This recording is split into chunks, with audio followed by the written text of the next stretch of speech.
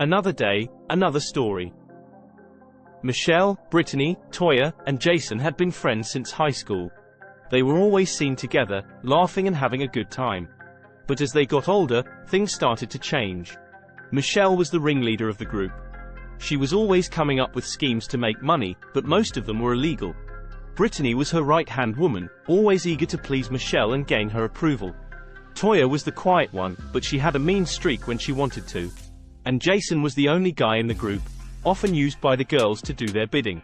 One day, Michelle came up with a plan to steal designer clothes from a high-end boutique. Brittany and Toya were hesitant at first, but Michelle convinced them it was a victimless crime.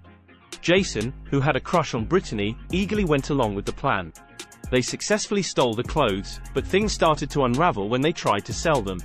The police caught wind of their scheme and all four of them were arrested. Michelle tried to pin the blame on Jason, but he had had enough and told the truth about what really happened. After the incident, the group fell apart. Brittany and Toya turned against Michelle, realizing that she had been manipulating and using them for years. Jason distanced himself from the group and eventually found new, better friends.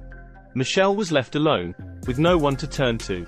It wasn't until years later that the group reunited at their high school reunion.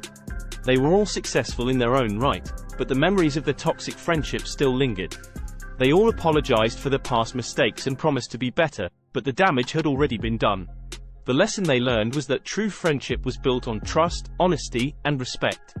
They had all been terrible friends to each other, and it had ultimately led to their downfall.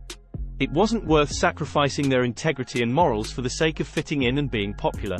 In the end, it was better to be true to oneself and to surround oneself with positive, uplifting people who truly cared.